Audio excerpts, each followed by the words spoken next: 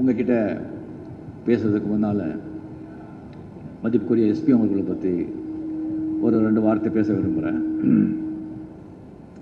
நான் ஏற்கனவே சொல்லியிருக்கேன், அவர் வந்து எனக்கு சென்னையில் இருக்கிற இன்னொரு சத்யநாராயண காயக்வாட் என்னுடைய பிரதர். அவர் வந்து எனக்கு கொடுத்த அன்பு, அவருக்கு எனக்கு சொல்லிக் கொடுத்த பாடங்கள் நிறைய. சொல்லப்போனால் நான் ராமகிருஷ்ண ஆசிரமத்தில் இந்த ஒழுக்கத்தை கற்றுக்கிட்டா கூட அதை விட ஜாஸ்தி ஒழுக்கங்கிறது என்ன அப்படிங்கிறது எஸ்பிஎம் கிட்ட தான் நான் கற்றுக்கிட்டேன். உண்மை, நேயம், உண்மையே பேசுறது, சத்தியம், அதெல்லாம் எஸ்பிஎம் கிட்ட நான் பார்த்த மாதிரி இண்டஸ்ட்ரியில் இது வரைக்கும் யார்கிட்டையும் நான் பார்த்ததில்லை. எப்போ வந்து நான் வந்து எஸ்பிஎம் சார் வந்து மீட் பண்ணால் கூட அவர் சொல்கிறது 2 விஷயங்கள். ஒன்று, ரஜினி எதுக்கும் டென்ஷன் பண்ணிக்காத, ஹெல்த்தை பார்த்துக்கோ. 2வது, நீ ரசிகர்களை மீட் பண்ணு, அவரை சந்தித்து அவர்கிட்ட ஃபோட்டோ எடு. நான் எங்கே போனால் கூட நிறைய வந்து இப்போ எல்லாம் முத்துராம் சார் வந்து ரொம்ப பிஸியாக இருக்கார், எப்பவுமே ஒரு பிஸியாக இருக்கார். நிறைய பிளேஸஸ் போகிறதுனால நான் நிறைய பேர் ரசிகர்களை சந்திக்கிறேன். அவங்க எல்லாம் சொல்கிறதெல்லாம், சார் நீங்கள் வந்து சாக்கிட்ட சொல்லுங்கள், ரஜி சாக்கிட்ட அவரை மீட் பண்ணணும் அப்படின்னு சொல்லிகிட்டே இருப்பாங்க. அவர் சொன்ன மாதிரியே அந்த நிகழ்வு இன்னைக்கு நடந்திருக்கு. நான் வந்து 6லிருந்து 60 வரை அதுதான் முதல் ஹீரோவாக வந்து எஸ்பிஎம்மோட ஆக்ட் பண்ணது. அதுதான் முதல் ஹீரோ. அந்த காலகட்டங்களில் வந்து சொல்கிறதுக்கு வந்து வெக்கமாக இருக்குது, இருந்தால் கூட சொல்லி தான் ஆகணும். அந்த ஒரு குடி பழக்கம், அந்த குடியை முழுகிற ஒரு கெட்ட பழக்கம் எனக்கு இருந்தது. ஸோ நைட் வந்து வேலையெல்லாம் செஞ்சுட்டு நிறைய தூங்கிடுவேன்.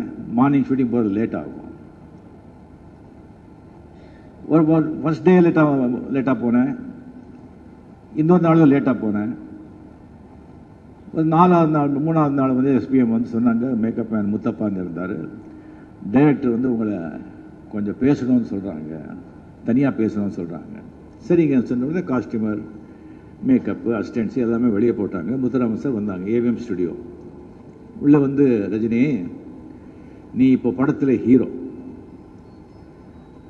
நீ வந்து ஹீரோ முதல்ல வந்தாதான் எல்லாரும் கரெக்டாக வருவாங்க, ஹீரோவே லேட்டாக வந்தால் எல்லாரும் லேட்டாக வருவாங்க, அதனால் நீ முதல்ல நீ செட்டுக்கு வந்துடு அப்படிங்கிட்டே சொன்னாங்க.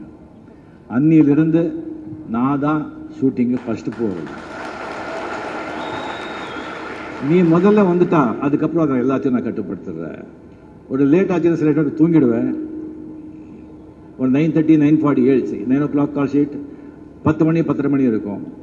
சரி எழுப்புவாங்க, ஏன் வந்து முதல்ல எதிர்த்து எழுப்பல அப்படின்னு சொன்னால், இல்லை சார் சொல்லியிருக்காரு வேறு வேலை இருக்கா, எழுப்ப வேண்டாம், அவர் ரெஸ்ட் எடுக்கட்டும் அப்படி சொல்லியிருக்காங்கன்னு சொல்லி முதலே சொல்லி வச்சிருவாங்க. அந்த மாதிரி ஒரு மனிதர் என்னை வந்து வழிகாட்டியாக இருந்தவர் முத்துராமன் சார் அவர்கள். ஒரு 12 வருஷங்களாக ஆச்சு உங்களை சந்திச்சு. பெரிய வந்து அப்போ ஒரு படம் நல்லா போச்சுன்னு சொன்னால் ஒவ்வொரு வாட்டியும் வந்து 100 days 25 weeks எல்லாம் போச்சுன்னா அந்த வெற்றி விழா கொண்டாடுவோம். அப்போ நம்ம ஒருத்தர் சந்திப்போம், பார்ப்போம். இப்போ ஒரு 10-12 வருஷமாக வந்து அது வந்து நடக்கலை. எந்திரன் நல்லா போச்சு, பட் சில காரணங்களால் வந்து வெற்றி விழாவை வந்து அவங்க செய்யலை. அதுக்கப்புறம் அந்த உடனே அந்த கோச்சரியான் அந்த கோச்சையெல்லாம் அதெல்லாம் அவ்வளோ பெருசாக சரியாக போகலை. அதுக்கப்புறம் கபாலி வந்து நல்லா போச்சு, பட் சில காரணங்களால் நடந்த சில நிகழ்வுகளால் அது வந்து விழாவை வந்து அந்த சந்தர்ப்பங்களை கொண்டாட முடியல. ஸோ அந்தந்த நேரத்தில் அது செஞ்சால் தான் கரெக்டாக இருக்கும், அப்போ செய்ய முடியலை, அதனால் சந்திக்க முடியலை. இப்போ ஒரு வாய்ப்பு கிடைச்சது. நான் முதல்ல சந்திக்கணும்னு சொல்லி பண்ணும்போது ஆல்ரெடி நான் உங்ககிட்ட சொல்லியிருக்கேன், இல்லை உங்களுக்கு தெரிஞ்ச விஷயந்தான், எல்லாரையும் பார்க்கலாம், ஒரு 5 நாள் எல்லாத்தையும் மொத்தமாக முடிச்சிடலாம் அப்படின்னு சொல்லிட்டு ஒரு 10 பேர் 8 பேராக வந்து ஃபோட்டோ எடுக்கணும்னு சொல்லி பண்ணும்போது அது வந்து பிடிக்காம, அது எனக்கும் பிடிக்கல. சரி, அதுக்கப்புறம் கரெக்டாக நம்ம பிளான் பண்ணி அது வந்து ஒரு கட்டுப்பாடாக நம்ம ரசிகர்கள்னா யார், எப்படி நம்மளாலேயும் வந்து ஒழுங்காக எல்லாம் பண்ண முடியும் அப்படின்னு சொல்லி கொஞ்சம் ஒத்தி வச்சு எனக்கும் வந்து இந்த 2.2 டப்பிங்கெல்லாம் இருந்தது. அதுக்கப்புறம் அடுத்த படம் வந்து நெக்ஸ்ட் 28th வந்து ஆல்மோஸ்ட் ஸ்டார்ட் பண்ண போகிறோம். அந்த கதை விவாதம், அந்த கதை டிஸ்கஷன் அதெல்லாம் இருந்தது. அதனால் உடனே வந்துட்டு இதுக்கு ஏற்பாடு பண்ண முடியல. ஸோ அதுக்கப்புறம் உட்காந்துட்டு இந்த மாதிரி நம்ம வந்து ஏற்பாடு பண்ணியிருக்கோம். ஸோ அது கேன்சல் பண்ண உடனே அதுக்கு முன்னாலே வந்துட்டு அந்த ஸ்ரீலங்கா போகிறதா இருந்தது. அது வந்து ஒரு சில காரணத்தால் போக முடியல. அதுவும் வந்து கேன்சல் பண்ணியாச்சு. உடனே வந்து சில ஊடகங்களும் சிலரும் வந்து ரஜினியை வந்து எதுலேயும் அவருக்கு ஒரு ஸ்திரமாக நிற்க மாட்டார், ஏதாவது கேன்சல் பண்ணிகிட்டே இருப்பார், மைண்டு சேஞ்ச் பண்ணிகிட்டே இருப்பார், தயங்குறாரு, பயப்படுறாரு, அப்படியெல்லாம் பேசினாங்க, எழுதினாங்க. நான் ஏதாவது ஒரு விஷயம் சொன்னால் எல்லாம் நிறைய தீர யோசிப்பேன். என் அளவுக்கு சிந்தனை பண்ணி ஏதாவது ஒரு முடிவு எடுக்கணும்னு தான் நான் முடிவெடுப்பேன். சில ப்ராப்ளம்ஸ் முடிவெடுத்த பிறகு தான் தெரியும் சில ப்ராப்ளம்ஸ் அங்கே இருக்குன்னு சொல்லி தெரிஞ்ச பிறகு நாம் கொஞ்சம் அதை பற்றி யோசிக்கணும். இப்போ ஒரு தண்ணியில் வந்து நம்ம கால் வைக்கிறோம், கால் வச்ச பிறகு தெரியுது உள்ள நிறைய முதலைகள்லாம் இருக்குன்னு. எடுத்து வச்ச கால் பின்னால எடுக்க மாட்டேன் கால் வச்சா என்ன ஆகும்? கால் எடுக்கணும். ஸோ இந்த முரட்டு தைரியம் எல்லாம் இருக்கக்கூடாது. பேசுறவங்க பேசிட்டு தான் இருப்பாங்க. ஸோ அந்த மாதிரி தான் இந்த ஸ்ரீலங்கை ஆகட்டும், இல்லை இது வந்து நம்ம வந்து போஸ்ட்போன் பண்ணது.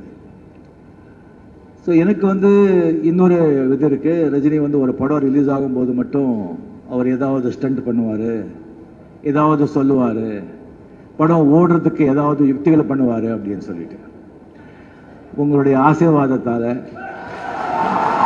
உங்களுடைய அன்பால நான் அப்படி பண்ண வேண்டிய அவசியம் இல்லை. ஏன்னா என்னுடைய ரசிகர்கள் அண்ட் தமிழ் மக்கள் இதுக்கெல்லாம் வந்து ஏமாற மாட்டாங்க. அவர் என்னமோ தெரியாது, ஏமாறுறதுல ஒன்று தான் ரொம்ப ஏமாறுறாங்க. அது இப்போ நான் சொல்ல விரும்பல.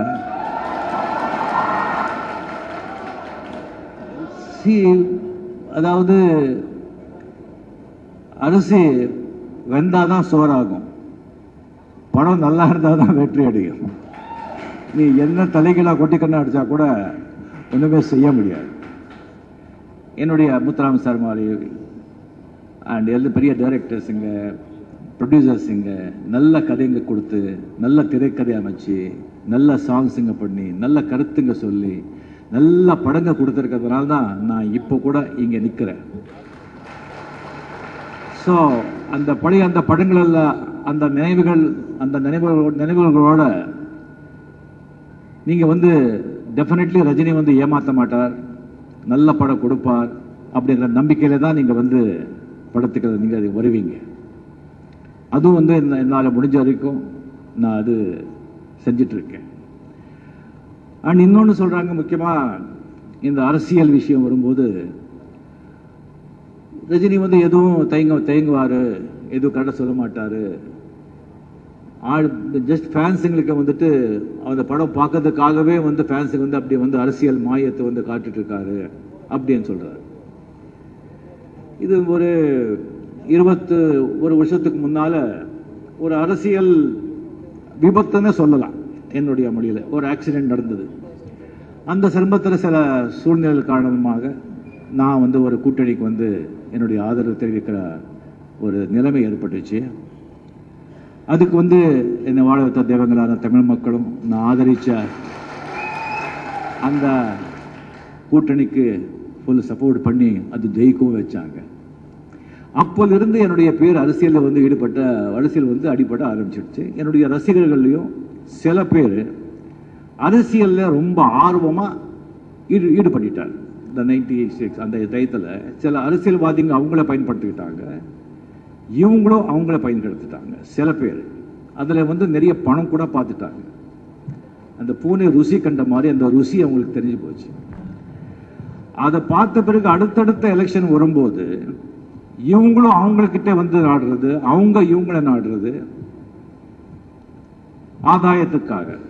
சில பேர் ஆதாயத்துக்காக நான் சப்போர்ட் பண்ணியிருக்கேன் அப்படின்னு சொல்லிட்டு அவங்க கிட்ட வந்து சொல்றது.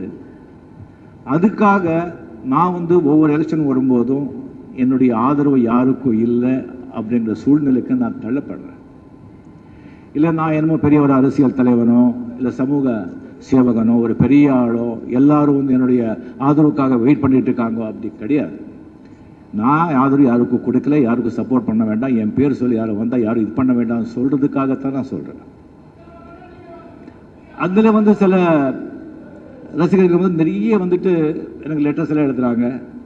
நாமளும் இப்படியே படம் பார்த்து ரசிகர்களாக இப்படியே இருந்துடுறதா, நாம எப்போ நம்ம முன்னேறது, நமக்கு முன்னால் பிறந்தவங்க எல்லாம் வந்து ஒயிட் ட்ரெஸ் போட்டு இனோவாவில் போகிறாங்க, அந்த வண்டியில் போகிறாங்க, இதில் போகிறாங்க, கவுன்சிலர் ஆகிறாங்க, எம்எல்ஏ ஆகிறாங்க, மினிஸ்டர் ஆகிறாங்க. நாம எல்லாம் எப்போ எப்படி ஆகிறது, நாம எப்போ பணம் சம்பாதிக்கிறது, நாம எப்போ 2-3 வீடு வாங்குறது, அப்படிலாம் லெட்டர் எழுதுறாங்க. சில பத்திரிகைகளையும் பேட்டி கொடுக்குறாங்க. தப்பில்லை, கவுன்சிலர் ஆகணும், எம்எல்ஏ ஆகணும், மினிஸ்டர் ஆகணும், ஒரு ஆசை இருக்கிறதுல தப்பில்லை. ஆனால் அதை வச்சு பணம் சம்பாதிக்கணும்னு சொல்லிட்டு இது பண்ணுற போது அது பார்த்தா என்னை வந்து வருத்தப்படுறதா, கோபப்படுறதா, சிரிக்கிறதா, எனக்கு ஒன்றுமே புரியல. எனக்கு நான் அப்பவும் சொல்கிறேன், இப்பவும் சொல்கிறேன், அந்த ஆண்டவன் கையில் தான் என்னுடைய வாழ்க்கை இருக்கு. இந்த உடம்பு நான் சுத்தமாக வச்சுக்கணும், ஆரோக்கியமாக வச்சுக்கணும், இதயத்தை தூய்மையாக வச்சுக்கணும், அவ்வளோதான். அந்த ஆண்டவனில் வந்து நான் ஒரு கருவி, அந்த ஆண்டவன் வந்து பயன்படுத்திட்டு இருக்கான். இப்போ நடிகனாக பயன்படுத்திட்டு இருக்கான், நடிகனாக நடிச்சிட்டு இருக்கேன். நாளைக்கு என்னமா பயன்படுத்துகிறானோ அவங்க என்ன பயன்படுத்தாலும் நியாயமா, உண்மையா, தர்மமா, மனசாட்சியோட பண்றேன். இப்போ நடிகனா நான் எப்படி பண்ணிட்டு என்னுடைய கடமை செஞ்சுட்டு இருக்கேனோ, மக்களை மகிழ வைக்கணும், பணம் அதிசயங்கள்ல அப்புறம் அதுக்காக பண்ணணும். அதே மாதிரி என்ன பொறுப்பு கொடுத்தா கூட நியாயமா, உண்மையா, சத்தியமா அது பண்ணணும். அது எது என்னன்னு தெரியாது, அது கடவுள் கையில தான் இருக்கு. எல்லாரும் கடவுள் நம்ம மூலமா எல்லாமே கடவுள் தான் இது பண்ணிட்டு இருக்கான். நம்ம ஆன்மீகத்தில் இருக்கிறதுனால அதோடைய அறிவு நமக்கு தெரிகிறது. இவங்க எல்லாருமே கடவுள் இருக்கு. அதை வந்து நீங்க கெட்ட காரியம் பண்ணும்போது கடவுள் மனசாட்சி சொல்லும் பண்ண வேண்டாம்னு சொல்லி அதை மீறி நம்ம பண்ணுவோம். பொய் சொல்லும்போது சொல்லும் நம்ம பண்ணுவோம். அதை வந்து நம்ம கேட்டால் நம்ம பண்ண மாட்டோம், அது நமக்கே தெரியும். ஸோ என்னுடைய வாழ்க்கை, என்னுடைய இது வந்து கடவுள்கிட்ட இருக்கு. அது வந்து யாருக்கு எழுதிச்சிட்டிங்க இல்லை. இப்போ வந்து அந்த மாதிரி ஆசையாக இருக்கிறவங்களுக்கு வந்து இப்போவே நான் சொல்லிக்க விரும்புகிறேன். அந்த மாதிரி நான் அரசியல் டிஸ்ட்ரிக்ட் வரல, அப்படி எழுதலை அப்படின்னு சொன்னால் நீங்கள் ஏமாந்து போவீங்க. அப்படி ஒரு சூழ்நிலை ஏற்பட்டு நான் அரசியலுக்கு வர வேண்டிய சூழ்நிலை ஏற்பட்டால் அந்த மாதிரி ஆளுங்களை வந்து அந்த மாதிரி ஆளுங்களை கிட்ட கூட சேர்க்க மாட்டேன், நுழைய கூட விட மாட்டேன். ஸோ ஆக இப்போவே ஒதுங்கிடுங்க, ஏன்னா ஏமாந்துடுவீங்க, ஒதுங்கிடுவீங்க அப்படின்னு சொல்லி இது வந்து இன்னும் நிறைய பேச வேண்டும் அப்படிங்கிற ஒரு ஆசை இருந்தால் கூட நேர கருதி எல்லாருக்கும் எல்லாரோட வந்து அந்த ஃபோட்டோ தனித்தனியாக வந்து அந்த ஃபோட்டோ எடுக்கிறதுக்கு வந்து நம்ம நேரதிசைகளாக பண்ணுறதுனால தயவு செஞ்சு குடும்பம், குழந்தைங்க அது மட்டும் நீங்கள் பார்த்துக்கோங்க. இந்த குடிப்பழக்கம், சிகரெட்டு, இந்த இப்போ புகைப்பிடிக்கிறதெல்லாம் கொஞ்சம் தயவு செஞ்சு, பிகாஸ் நான் அடிப்பட்டு நான் சொல்லிட்டு இருக்கேன். இந்த குடிப்பழக்கத்தில் வந்து சில வாட்டி நினைக்கிறது உண்டு. எல்லாரும் சொல்லுவாங்க கோடியாக பணம் இருந்தது, குடிச்சே எல்லாத்தையும் நாசமாக்கிட்டான்னு சொல்லுவாங்க. எனக்கு அப்படியெல்லாம் யோசனை பண்ணுவேன், என்ன இவ்வளோ கோடி இருக்குது, 4-5 வந்து ட்ரிங்க்ஸு, ஆல்கோஹால், ஸ்விம்மிங் பூல் பண்ணால் கூட அவ்வளோ பணம் போகாத, எப்படி போகும் அப்படின்னு சொல்லி நான் யோசனை பண்ணுவேன். ஊருக்கெல்லாம் தண்ணி வாங்கி கொடுத்தா கூட போகாது அப்படின்னு சொன்னால் அது எப்படின்னா அந்த குடி பழக்கத்தால் உடம்பு மட்டும் கெட்டு போகாதுங்க, மைண்டும் கெட்டு போகும்.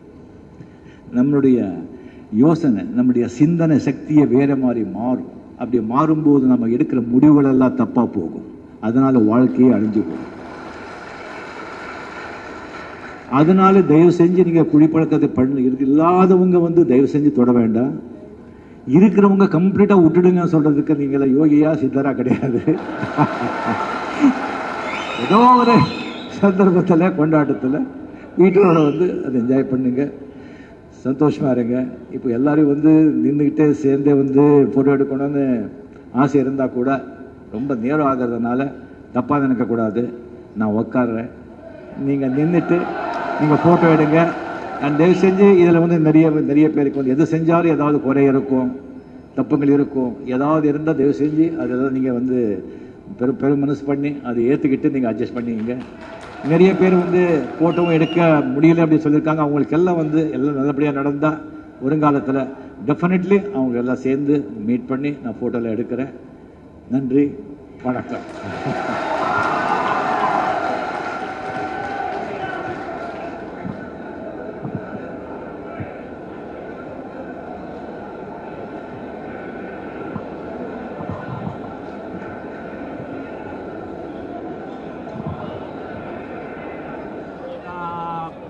மீடியா இல்லை